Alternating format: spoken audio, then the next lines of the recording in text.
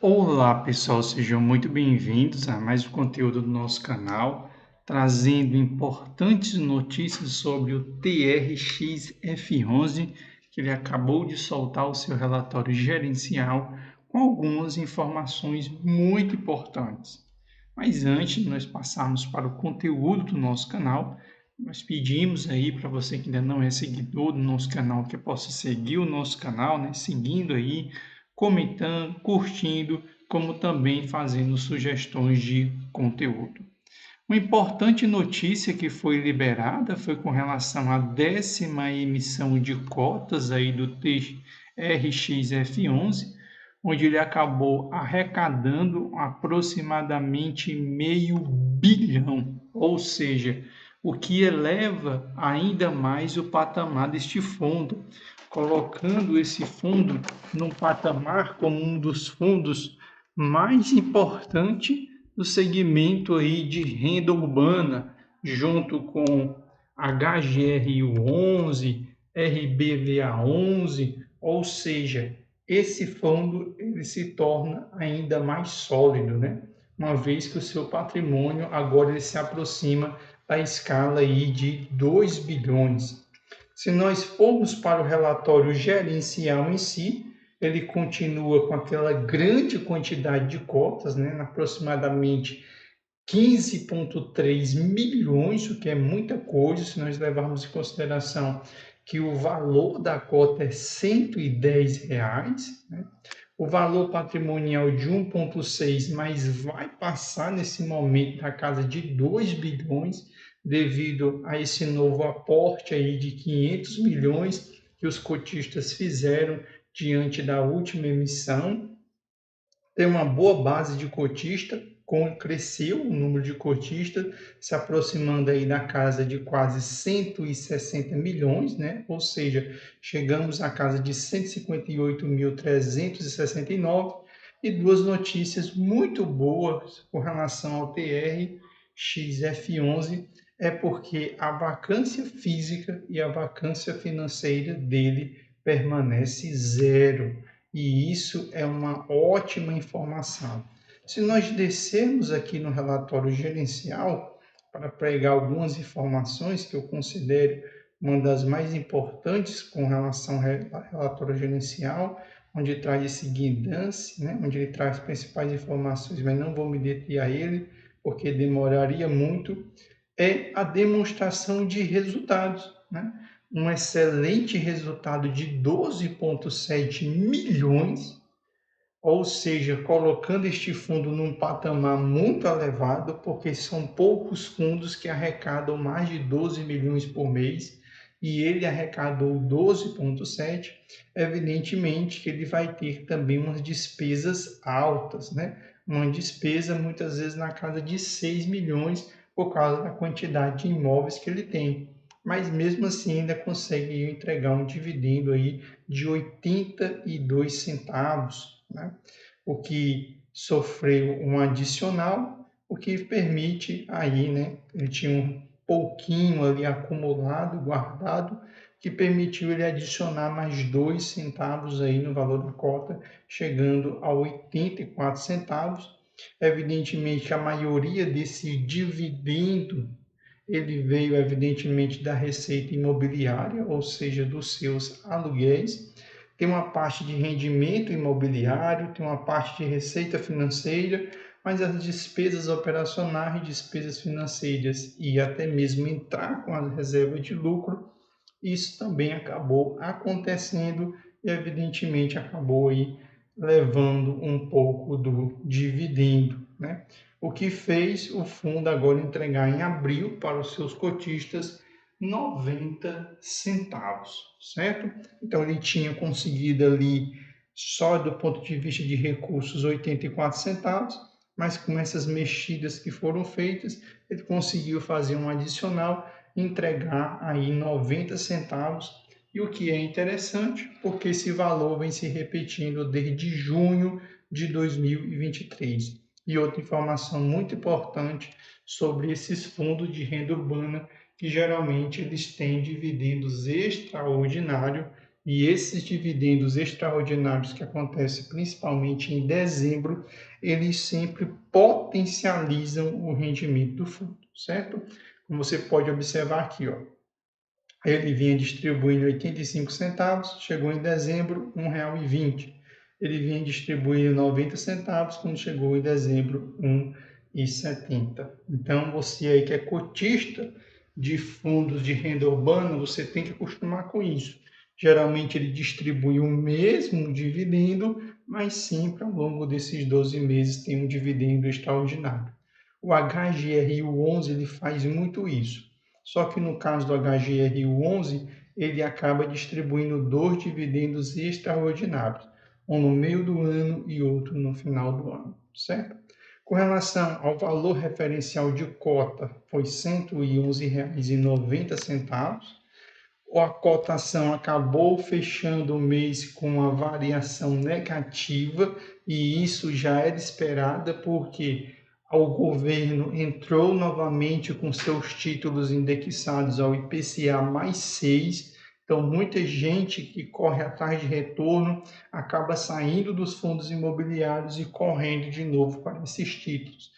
Então, isso faz com que os fundos de tijolos caiam, isso faz com que muito fundo de papel volte a se valorizar, só que você tem que ficar atento porque título público, se você pegar um IPCA 6, que muitas vezes não é informado, é que quando você pega um IPCA 6, quando você for resgatá-lo, o governo vai pegar uma parte desse rendimento. E outro ponto, fundos indexados ao IPCA, IPCA 6, esses IPCAs aí 2029, 2035, você só deve pegar se você souber fazer marcação a mercado.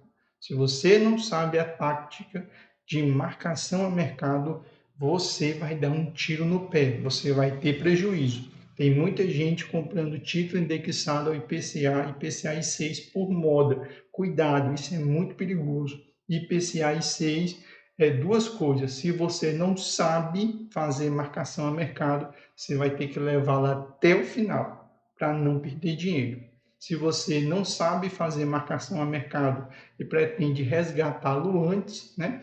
Então você vai certamente perder dinheiro, certo? Então depois estudem sobre marcação a mercado. Você que gosta de tesouros direto, tem que estudar para saber manejar. Se nós observarmos o retorno acumulado, né, ele vem conseguindo bater todos os benchmarks dele, só vem perdendo aí para o IPCA I6. Claro que esse IPCA I6 a gente não está levando em consideração o desconto do governo, porque se entrar o desconto do governo, esse IPCA I6, o certamente o fundo imobiliário consegue bater, certo? Então, quando a gente vê aqui o IPCA 6 batendo ao longo do tempo o fundo TRXF11, a gente tem que se lembrar que aqui não foi retirado a parte do governo. Quando é retirada a parte do governo, o fundo imobiliário consegue bater todos os indicadores, né? Então, cuidado com essas métricas. Com relação à alocação dos recursos, continua bem semelhante, né? 42,2% sempre em imóveis, tem uma parte bem relacionada a um fundo imobiliário, que é o TRXB11, tem 21,9% em renda fixa e tem 12,6% em outros fundos imobiliários. Ele investe 100% no varejo. Quanto mais o varejo se valorizar, maior o retorno. Então, por segmentação, 29,26% para o varejo, 56,63% para o segmento atacadista e 13,18% para casa e construção. Ou seja, quando a inflação disparar, nós vamos ter este fundo colocando mais dividendo no bolso do seu investidor. Do ponto de vista de contratos, continua a mesma coisa, 93,76% são contratos atípicos, ou seja, que não acompanham o mercado, porque são contratos que têm mais de 10 anos e ele tem somente uma pequena parcela de 6,24% de contratos típicos, né? Ele se encontra bastante concentrado no açaí, 44,94% de seus imóveis estão alugados para o açaí. depois vem o Grupo Mateus e depois vem o Grupo Pão de Açúcar, ou seja, ficando bem semelhante a outros fundos de renda urbana. Então, você tem que ficar de olho, você que é cotista do TRXF11, tem que ficar de olho como anda o Açaí, o Grupo Mateus e o Grupo Pão de Açúcar. Nós temos aqui uma tabela onde traz aqui todos os imóveis, né? A área disponível para aluguel e quanto dessa área corresponde ao ABL do fundo. Então, isso é muito importante para você saber qual dos imóveis ele acaba pagando mais dividendo para o fundo. Com relação à diversificação, extremamente diversificado, né? Ele não é aqueles fundos concentrados em um local, né? Que a característica de renda urbana é de ser diversificado. Se nós voltarmos lá para ver como é que o mercado vem olhando para esses resultados, nós vamos ver que nesta terça-feira a cotação dele está R$ 109,75, bem distante da cotação mínima, mas também distante da cotação máxima, que é R$ 114,50. Vem entregando um dos dividendos mais altos do segmento de renda urbana, 10,52. Esse valor foi bem maior, é porque ele teve uma valorização de 6,18, que evidentemente quando esse fundo ele se valoriza mais rápido do que o dividendo é pago. Porque o dividendo é pago uma vez ao mês e já a valorização não. A cotação ela é móvel, né? Ela acontece todos os dias. Se nós olharmos para o valor patrimonial de R$ 108,78, o que faz com que o fundo esteja acima do seu preço sobre o valor patrimonial, mas isso daqui não é importante na hora de você comprar, a não ser que esteja muito esticado, por exemplo, 1,1, que significaria que você estaria comprando este fundo com um ágio de 10%, mais 1,01 você não precisa se preocupar, porque esse preço sobre o valor patrimonial você está olhando para trás, não está olhando para frente, ou seja, você está olhando para um laudo que foi feito no ano passado. Só de caixa ele tem 84 milhões, fora os 500 milhões com a nova arrecadação. O dividendo cresce todo ano a uma taxa de 7,92 e com relação a essa cotação, ela sofre uma variação de 0,18, ou seja, muito pequena. Vamos ver se isso é verdade, né? Se esse dividendo ele cresce a uma taxa de quase 8% ao ano. Então, como nós podemos ver, é verdade. Ó. Em janeiro de 2023, 0,85, agora nesse ano já foi para 90 centavos. No mês de fevereiro, 85, nesse ano foi para 90 centavos e esse 90 centavos ele se repete e a gente espera no final do ano um dividendo superior a 1,70, certo? Então, essas eram as principais notícias do TRXF11, que soltou o seu relatório gerencial, sempre com boas informações, um fundo super sólido, pagando aí na casa de 10% e super seguro. Espero que vocês tenham gostado do canal, espero que vocês tenham gostado do conteúdo. Um abração para todos vocês. Que Deus abençoe todos vocês e se você puder ajudar aí, né, o Rio Grande do Sul, ajude também, né, que eles estão passando por uma situação extremamente difícil. Valeu e até o próximo conteúdo aqui do canal.